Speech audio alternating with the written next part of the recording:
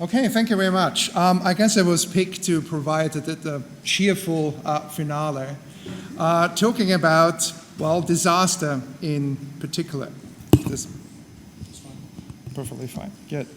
So as Maxine just mentioned, 7 years ago, I published a book called The Great Leveler, arguing that once the kind of enduring inequality that Sam talked about had settled in and had become entrenched, it was very difficult to change it, to reduce it in a substantial way. Not at the margins, there were always fluctuations, but substantially reduce inequality in income and wealth.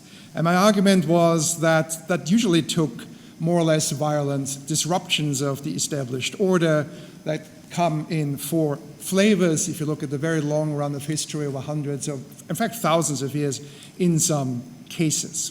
Now, I don't want to summarize a book that I published 7 years ago. It would be quite boring, although it is, in a way, the baseline for this. What I did for this talk was to look at what has happened since, what has happened in the last 7 years, partly in response to the book, and more generally, how people have addressed this particular argument. And in fact, there has been quite a remarkable amount of work, which of course speaks to the general appeal, if that's the right word, of this particular topic of inequality and what to do about it. Now, in the book, this is essentially the sequence of the different kinds of factors that I deal with in the book. It's in reverse chronology. Chronologically speaking, the last two factors come first. If we look at history more generally, state collapse and very severe pandemics. Let me start with state collapse. It's the most straightforward argument I could possibly make. If you look at pre-modern agrarian states, state-level societies, they're essentially engines for the creation of inequality. And the bigger they become, the longer they last, the more durable they are, the more successful they are in enriching the few at the expense of the many. This is so extravagantly well documented historically that I don't actually have to talk about it. It's really about as close to historical rule or law of history as we can hope to come. As a result of this, the inverse also happens to be true. State collapse, the unraveling of these often predatory political structures, tends to reverse the process. As David reminded us, of course, states are often built through violent action, and then violence can reverse the process as well. What happens is that in the case of state collapse, everybody suffers, unsurprisingly, but the rich simply have more to lose. So through a very simple statistical fact, inequality in income and wealth gets compressed as these exploitative structures unravel. Again, there are plenty of examples historically going back several thousand years: collapse of Bronze Age Greece, the fall of the Western Roman Empire, the fall of various Chinese dynasties, similar unraveling events in the pre-conquest Americas. It's, historically speaking, the single most effective way of reducing economic inequality. It's also a very undesirable one, needless to say, given the general effect on human well-being. The second pre-modern factor used to be much more rare. There are only 3 well-documented examples of very severe pandemics having a similar effect in terms of significantly reducing economic inequality. It's the first known pandemic of bubonic plague at the very end of antiquity in Europe and West Asia, then the much better documented second wave known as the Black Death in the late Middle Ages, and then the various pandemics triggered by the colonization of the Americas when old world diseases were introduced to the Americas and decimated indigenous populations. In all 3 cases, you can see at least a temporary attenuation of inequality as a result of massive labor shortages, that so many people are killed by these infectious diseases, that the value of labor and the bargaining power of workers increases while the value of assets held by the rich, land capital, falls as a result. So the rich are less rich and the poor are less poor, which is not such a terrible outcome were it not for the massive loss of life numbering in the tens of millions on each of these occasions. The evidence for the first of these three events coming from the very end of antiquity is quite sparse, but we do have a series of real wages of low-skilled manual workers, rural workers in Egypt who used to be compensated right at subsistence level for many centuries. The pandemic comes in the 6th century AD, and real wages go up about 150%, which makes a massive difference if you're a poor rural worker. Wages stay high till the pandemic goes away, the population recovers, and wages fall back to where they came from. And you see a second lesser increase at the time of the Black Death. Now, this kind of effect is, of course, very well documented 800 years later for the Black Death in the late Middle Ages, especially here in this country. That's the distribution or the change in real wages in England, very low in the High Middle Ages, goes up again 150% or thereabouts as a result of the massive plague pandemic. Mortality stays high, and then the pandemic recedes, population recovers, and everything goes back more or less to where it was before. Now, thanks to the efforts of researchers, especially by Guido Alfani and his various associates, we now have, pretty much for the first time, also more direct inequality metrics for this period. We no longer have to rely entirely on the proxy of real wages of workers that go up and then go down again.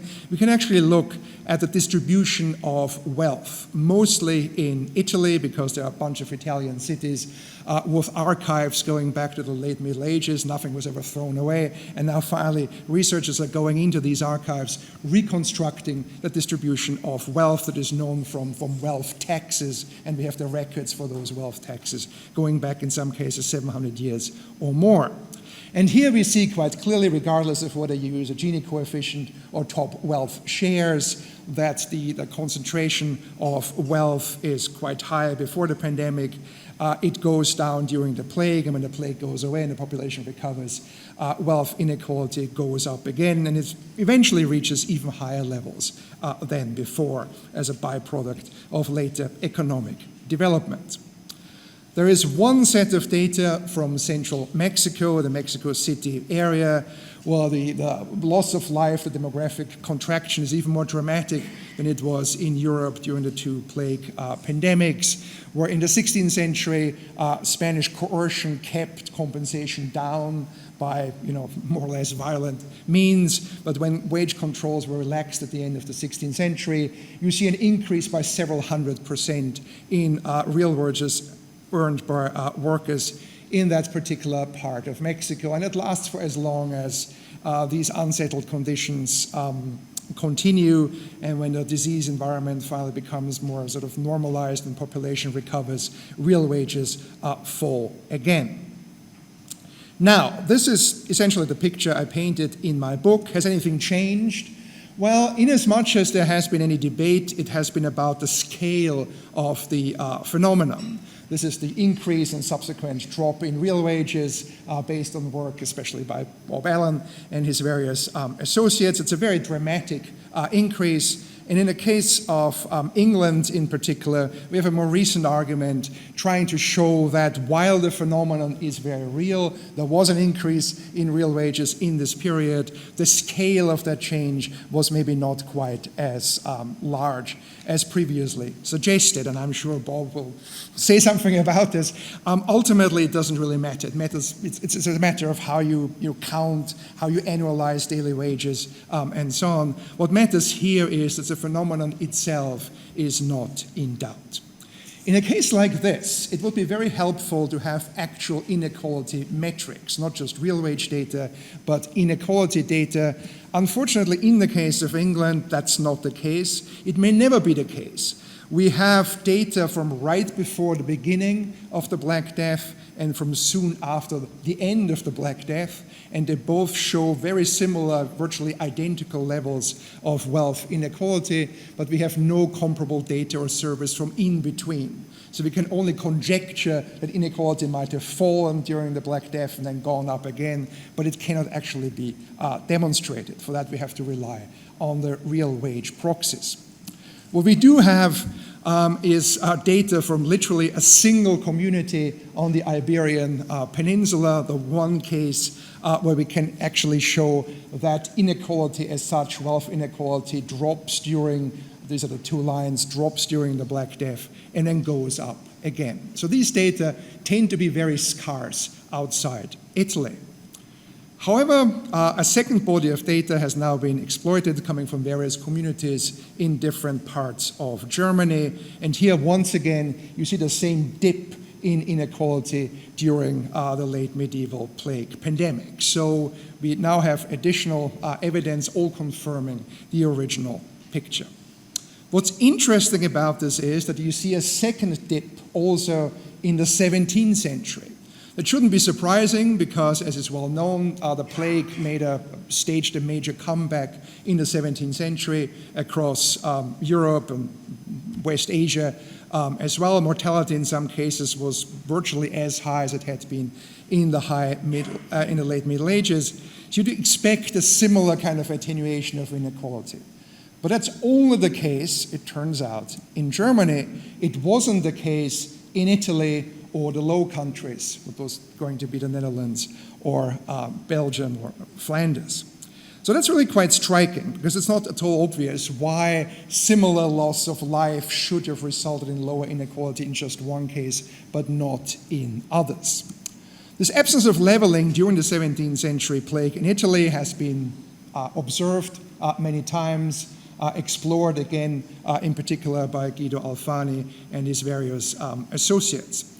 The idea is that when the plague struck for the first time in the late Middle Ages, societies were completely unprepared for this kind of event. There were no sort of institutional safeguards in place to help elites protect family fortunes against this particular shock.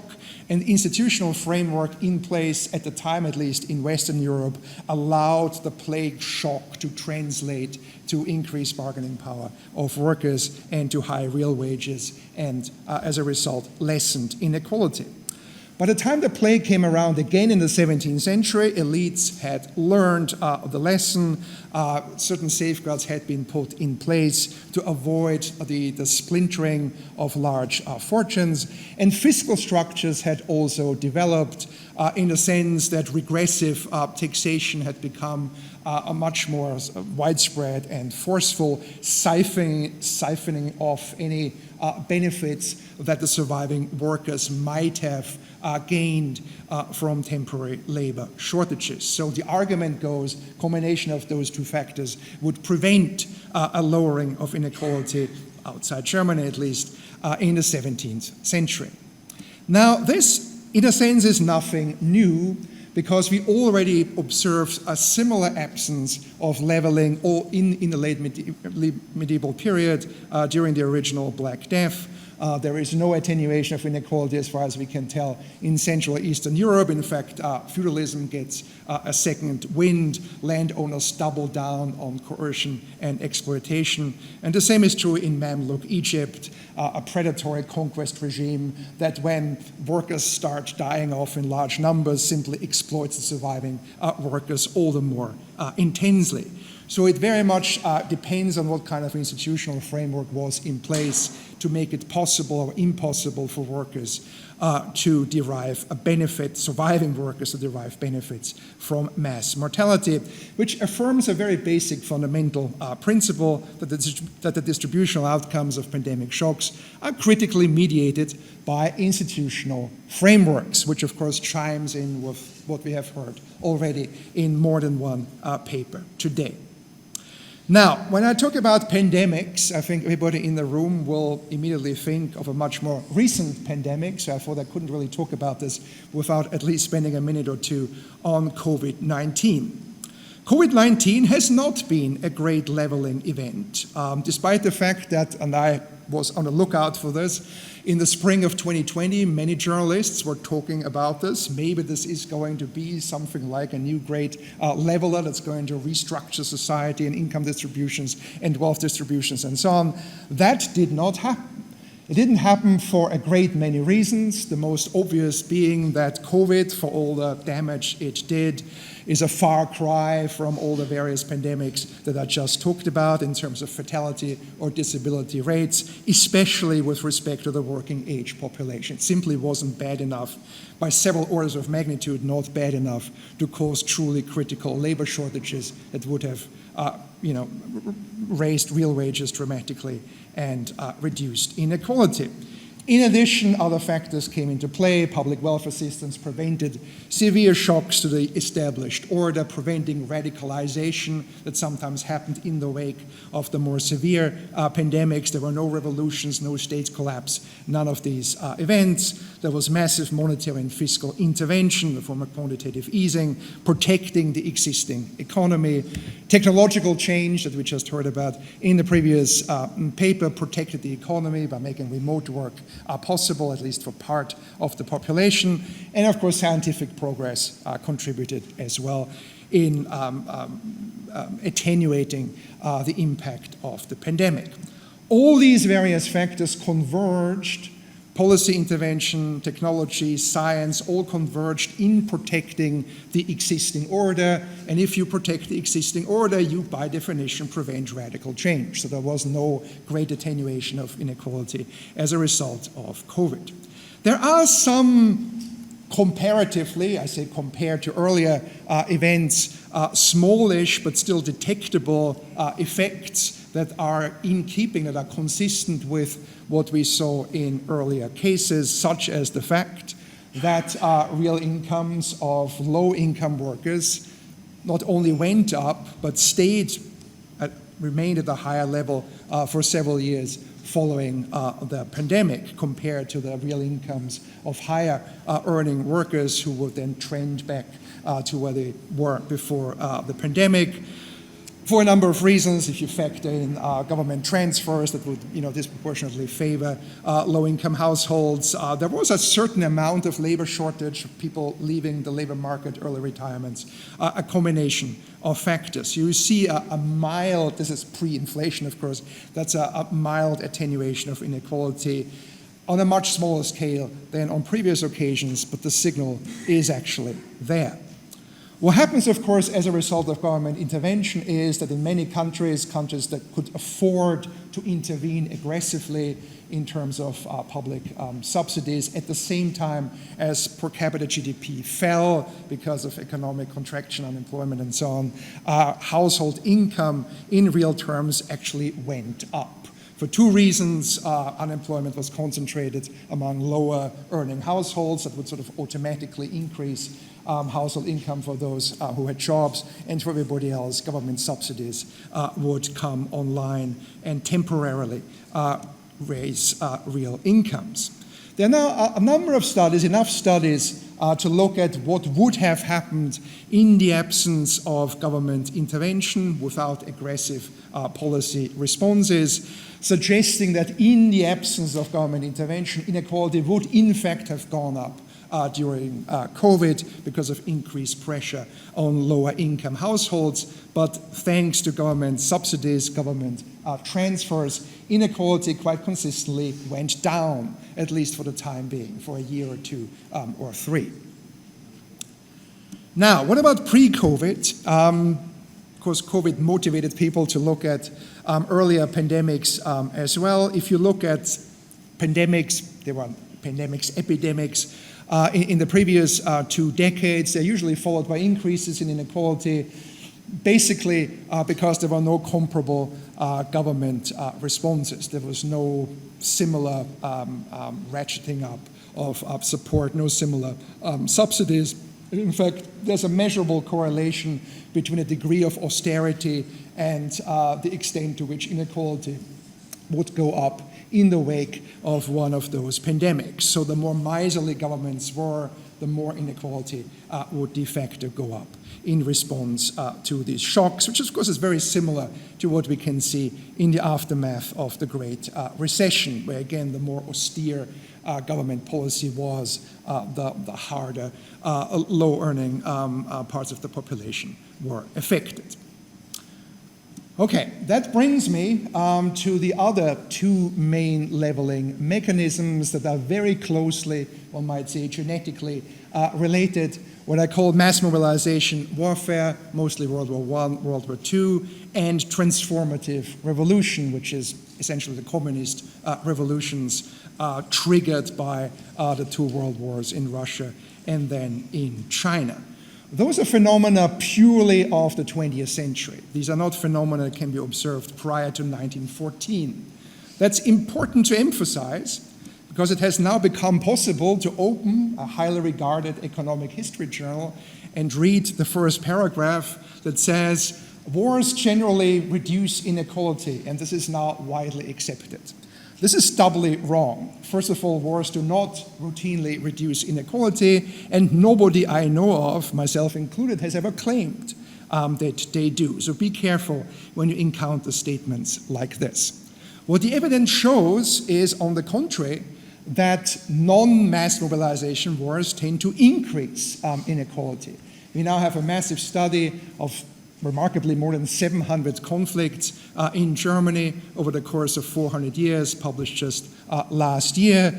The finding being that ordinary, non-cataclysmic military conflicts tend to increase local economic inequality for pretty obvious reasons. The belligerent parties, elites, become more ruthless in extracting resources from the population.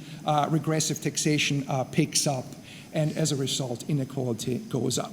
You need a truly dramatic war event in this context to bring down economic inequality. And here the only attested exception is the 30 Years' War, because the 30 Years' War is sufficiently terrible to really trash everything, cause enough disruption to reduce inequality. And it also happens to coincide with epidemic events and widespread famine. You put all these things together, it is possible to attenuate inequality, something that I already observed in my book regarding the city of Augsburg. It's very hard hit. It's occupied by different parties. In the 30 Years' War, the rich are effectively expropriated by the various occupiers. There is mass mortality, famine, epidemics. The poor are disproportionately likely to die, and so the surviving population is going to be less unequal as a result of this, because so many of the poor did not survive this particular crisis. And this is now attested in some version of this, has now been documented for other parts of Germany as well. The 30 Years' War, though, at this point is the only event prior to 1914, the only war event that can be shown to be associated with a dramatic decrease in inequality. For this to happen more frequently, you have to wait till after 1914, when, of course, in the period from 1914 to 1945, you see a dramatic drop in all the metrics that we have, regardless of whether it's Gini coefficients or top 1% income shares or wealth shares. You see a precipitous decline in the concentration of income and wealth in any number of countries. I just put 4 of these on the slide. And it's important to realize that this is all pre-tax income. If we had similarly good series for income after taxes and transfers, the decline would be even more dramatic, because progressive taxation also picks up hugely in the same period. We see the same effect with respect to top 1% wealth shares that tend to creep up, in some cases over hundreds of years, peak around 1900, beginning of the 20th century, and then drop quite dramatically over the next several decades. Why does this happen? Any number of wartime factors are work together in producing this particular outcome: loss of capital value on return on investments due to government intervention, in many cases other war-related effects, disruption of international commerce, transfers, and so on, the imposition of extremely high confiscatory top rates on high incomes and private estates, the effective redistribution of resources to workers in the wake of conscription, sharp drops in skill premiums that compress waged income, in some cases, not all of them, but in many cases, inflation, and again, in many cases, massive physical destruction that, of course, disproportionately affects the rich because they tend to own most of the things that are valuable, like factories and shipping and so on. This is just one example showing how top rates on income in blue and on inheritances in red shoot up during World War I. There's a slight relaxation in the interwar period, and they go to a new peak in 1945 and have been going down pretty much ever since. So you don't have to wait for Friedman for these rates to go down. They actually start sliding slowly already once the war is over, and then this, of course, picks up speed in the 1980s. It's very important, though, to also consider secondary knock-on effects. Democratization as very much accelerated by these two wars. There are waves of extensions of the franchise right after World War I and right after World War II. Unionization, union density very strongly affected by this, just to give you a chart on that. Union density very low up to the early 20th century, goes up in many cases precipitously during and right after World War I. Again, there's a slight drop in the interwar period, and then a peak in the 1940s. Going forward, unless you're in Scandinavia, where union density would go up even further, the 1940s are generally the peak for many developed countries, and union density starts going down from there. The welfare state more generally, of course, is very much a product, in a way, strongly associated with these conflicts, especially World War II, making use of the wartime expansion of the fiscal heft of the state, and also the expansion in just state capacity, the organizational capacity to make these things happen. And then another factor, which is arguably quite important but more difficult to measure, would be a change in attitudes in terms of social solidarity brought about by the shared experience of mass mobilization warfare that you would expect to be strongest in the first 20, 30 years after the war, but you would expect it to fade gradually over time, which is arguably exactly what we have seen in the record.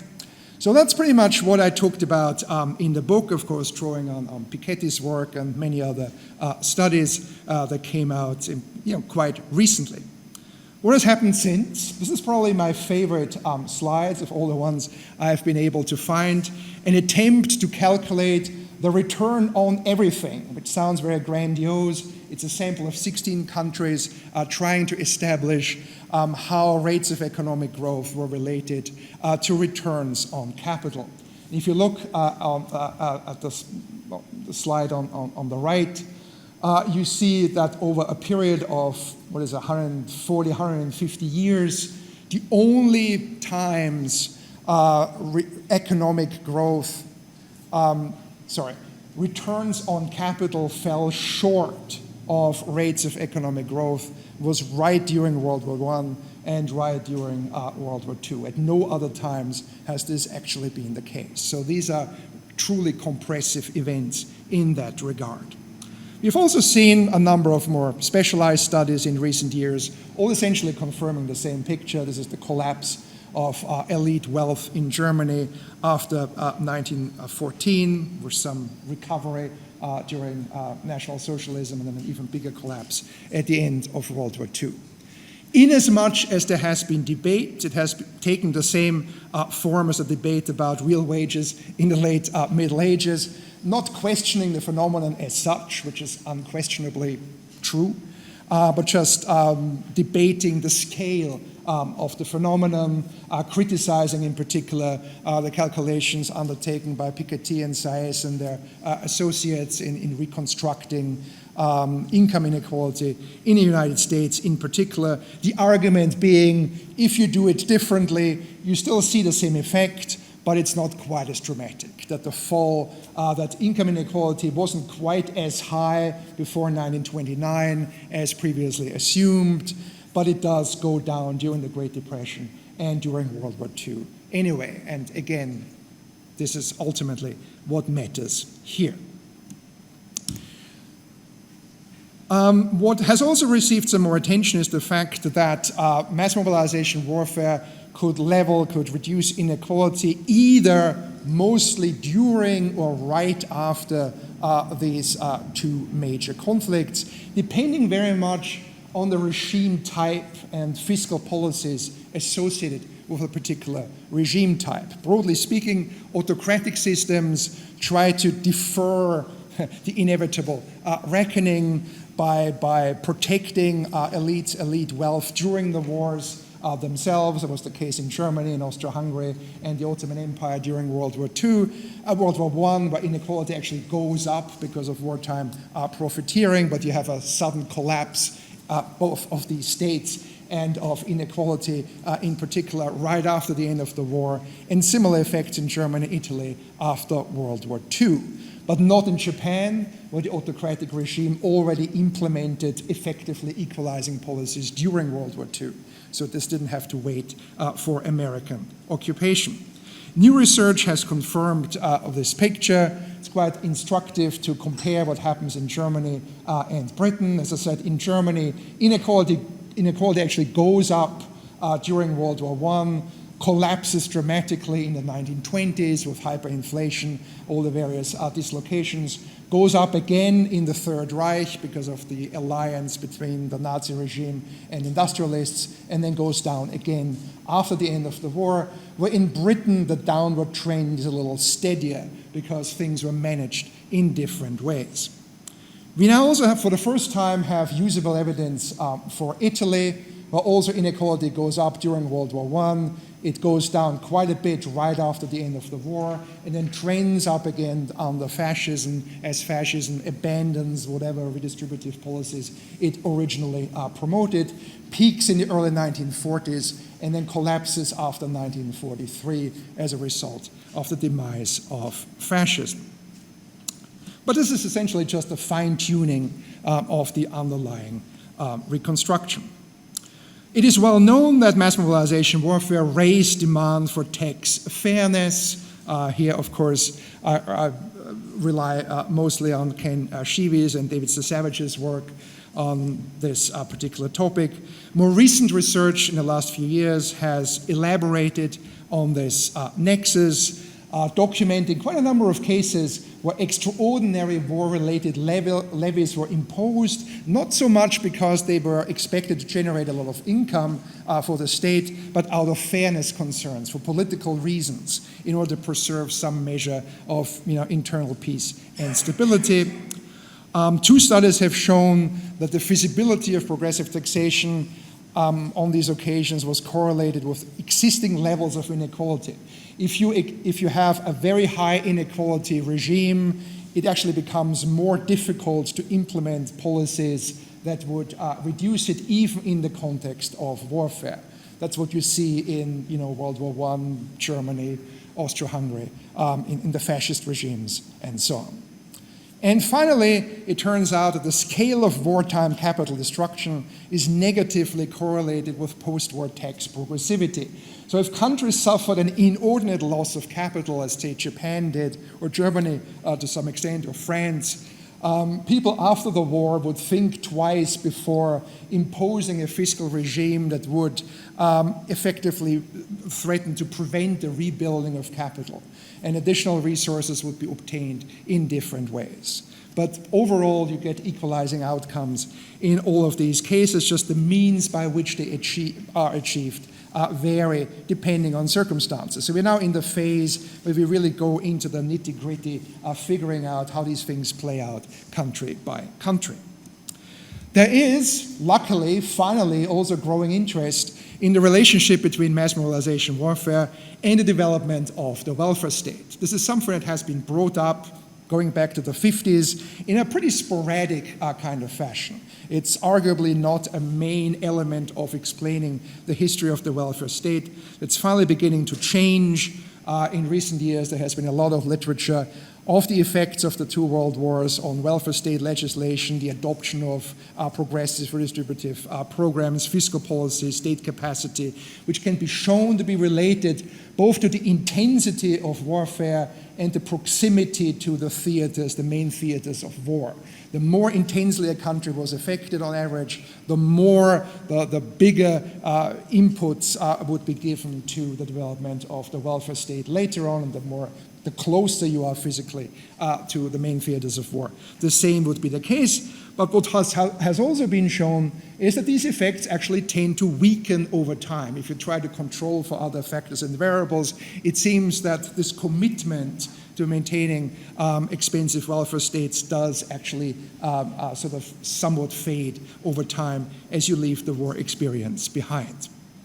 A very interesting, very specific micro-study concerns Britain, that's why I put it in, showing that areas in central, northern England that were bombed in a very targeted way by the Germans to target various industrial centers and experienced loss of jobs, loss of life in a very concentrated way, would, after the war, show significantly greater progressive political tendencies. They were just more affected in their attitudes by this experience compared to people in the around here in the south of England, where bombing was more indiscriminate and more designed to terrorize the population. So you can actually now track these effects down to the local level. As for revolution, there's no need to go into great detail. It's obvious that the communist revolutions reduced inequality. That's one of their stated purposes. It's likewise very well known that they came with enormous suffering and loss of life. The playbook is quite similar in the Soviet Union and in Maoist China. You start by expropriating the rich, redistributing land, then you change your mind, you collectivize land. That results in wage compression, you have a planned economy, and very low Gini coefficients result from that.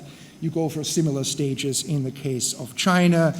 And then there are secondary occurrences, some even more violent, as in the case of Cambodia, less violent in the case of Vietnam or Cuba, but outcomes are very similar. This has now pretty much come to an end. There are no longer transformative communist revolutions. The most recent ones, if you can classify them even as communist revolutions, Nicaragua never underwent a similarly severe restructuring. The Derg in Ethiopia tried but didn't get very far either. The most salient case from the last half century or so is what happened in Iran. The combination of the revolution and a 10-year, fairly conventional mass mobilization war between Iran and Iraq did reduce inequality quite a bit in that period, largely thanks to the suppression and eviction of elites, wealth elites that had prospered under the Shah and then were kicked out or left the country, and the nationalization of their industries. As for communism, a number of can't even begin to show you all of them, a number of detailed country-specific studies have come out showing how these various dislocations affected individual countries in Central Eastern Europe. In Poland, inequality would go up during World War I because in that part of Poland it was part of Germany, so you have the same effect. You have a sharp drop after World War I, an increase in the interwar period, and a very dramatic collapse with the takeover of communism. Probably the most instructive slide is this one for Hungary that shows income inequality for the top earning 1.1 and 0.01% of the population. Tends to be very high early on and then very low under communism. But this shows why that is. Elites, if you look at the top 0.1% of earners, they earned about, 1%, a little more, of all labor income. That is halved with the takeover of communism, but they also earned about, 5% of all capital income.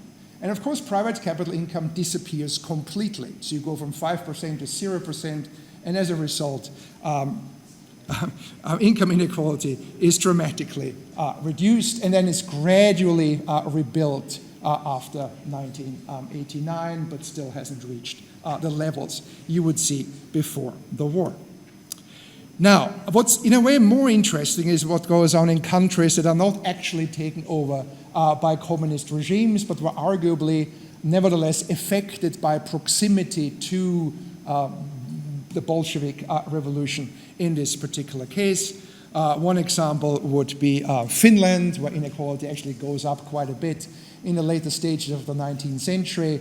And then you see a pretty sudden reduction right after World War I, when Finland became independent from Russia as the Russian Empire collapsed. There was a civil war in Finland between the whites and the reds, the conservatives and the socialists, with attendant reductions in inequality and fairly wide-reaching reforms, policy reforms that helped bring about this outcome.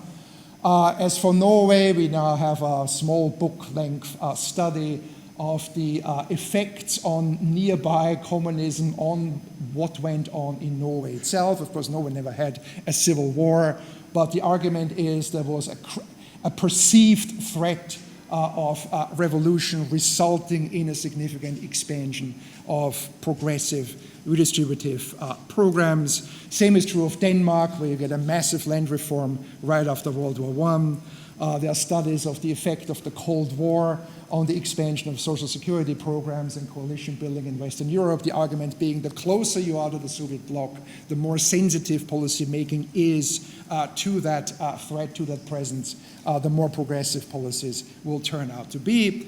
And of course, famously or infamously, the inverse has also been commented on quite a number of times, the absence of comparable leveling shocks in Latin America, which is on the whole left out of these developments that unfold in Europe or East Asia in the first half of the 20th century, which then helps stabilize inequality that is, of course, deeply entrenched at unusually high levels, which effectively continues to the present day.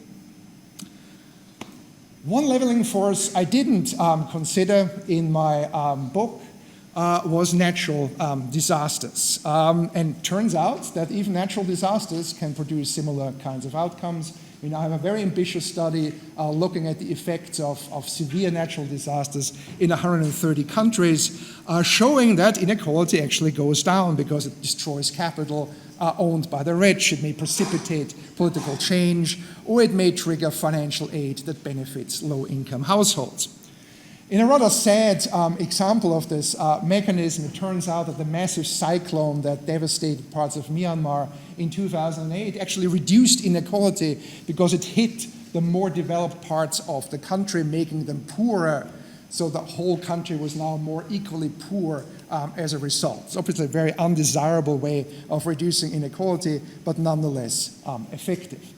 Particularly striking study is the last one, showing that if you poll people's attitudes, it turns out that unpredictable disasters like earthquakes, tsunamis, volcano eruptions tend to increase demand for redistribution, whereas predictable disasters caused by annual seasonal tropical storms don't. The argument being, people think, well, if you live in a certain place, you're hit by a hurricane, it's sort of your own fault. But if a disaster happens that could happen to any of us out of the blue, this actually is a stronger reason for progressive redistributive intervention. And of course, what I also failed to consider in my book is that climate change more generally going forward might arguably revive one or more of the four traditional leveling forces, right? It could precipitate state collapse if you think of what's been going on in Syria or Yemen. It's certainly relevant. It could trigger new revolutions. It could cause new pandemics and arguably even larger wars. Final point is, are there peaceful alternatives? Well, this is something that I looked at in some detail in my book. Historically, the single most effective way of reducing inequality is land reform, because of course you have agrarian societies over hundreds and thousands of years. It turns out that land reforms are effective mostly if they are quite thorough or violent in nature. The ones that are conducted in a more peaceful fashion, where the previous owners get compensated, for instance, turn out not to have a systematically equalizing effect. Financial crises don't have a systematic equalizing effect either. If they do, it depends very much on policy response, as in the case of the Great Depression and the New Deal in the US. Democracy, it has now been shown multiple times, does not have a systematic, consistent effect on inequality, probably because there's so many different flavors of democracy. Unionization does have a negative effect on inequality, but it's not a freestanding, fully autonomous fact. It depends on industrialization, urbanization, and is highly sensitive, as we have seen, to the impulses given by mass mobilization warfare. The old Kuznets model that under economic development, inequality will first go down, go up, and then quasi-automatically go down hasn't been very successful, very kindly regarded in recent years. The race between education and technology is an ongoing concern, but it is worth noting that skill premiums collapsed quite dramatically on a huge scale right during and after World War I and during World War II in the US, and reached their ever lowest level in the 1940s, and then immediately started going up again, even before the GI Bill. There has been some more recent work on this. There's one attempt I'm aware of to look at peaceful equalization mechanisms in pre-modern Europe, not really discovering a whole lot of tangible evidence. Colonization, well, it's only really peaceful if nobody had lived there before, which is not normally the case. When you colonize new land, revolts are not peaceful. Progressive taxation would have been peaceful, but is virtually unheard of in the pre-modern period. So what Bas van Bauwel tried to do is he focused on what he called wealth-limiting institutions at the local levels, associations, guilds, charity organizations, ways of managing the commons that may have constrained inequality, especially in the Middle Ages, but then already start fading in the early modern period. In principle, modern societies have a greater potential, at least, one might think, for peaceful equalization. And in fact, there are a lot of studies, usually I should say coming out of Sweden, which I think is maybe not entirely coincidental, that Swedish economists are very interested in peaceful reductions of inequality. But even here we run into the familiar problem. It may well be that extensions of the suffrage and close election outcomes in favor of left-wing parties, or decolonization or unionization, are associated with falling capital shares of income, and by implication, lower inequality. But the question is, to what extent can we treat 1, 2, 3, and 4 as meaningfully independent factors, because they're actually all very strongly shaped by the mass mobilization warfare experiences and the proximity to communist revolution in this period. There's debate about why things turned out the way they did in Finland. That's an ongoing debate.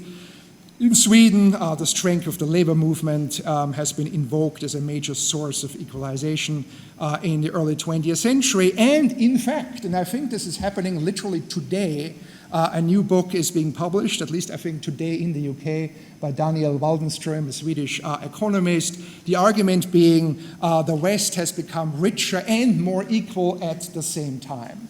Acknowledging the effect of wartime compression, but emphasizing increased prosperity in the non-elite population through home ownership, pension payments, that sort of thing.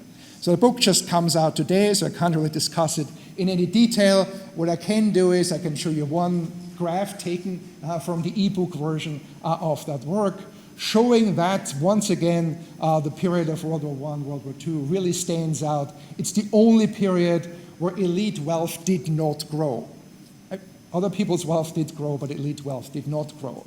So the wartime effects, even in this very optimistic account, retain quite a prominent position. And I promise this is my penultimate slide. What's left for us to do is now wonder, well, is this somehow limited to what we see in the well-documented Western or West-adjacent countries? Maybe things were different elsewhere. Doesn't seem to be the case. A recent, quite conjectural article infers very high levels of inequality for the Aztec Empire before the Spanish even showed up. Another very important survey article emphasizes, going back to what we already talked about this morning, the importance of slavery in the pre-colonial sub-Saharan Africa as a means of creating effective inequality. So it seems our final hope is East Asia, and in fact there is exactly one article published 3 years ago looking at a large number of Japanese villages, tracking inequality throughout the Tokugawa period over 200 years, with two major findings. A, inequality is quite stable over time, give or take some minor variation, and it's generally much lower than anything you would find in Western Europe in the same period. So there is a possibility, in a way, that if we look, farther beyond the usual suspects, we might find alternative scenarios, but a lot of work remains to be done. There's hardly any hard evidence from East Asia, from Japan, from Korea, from China for those periods. And it would be really, really important to get better insights into what went on there.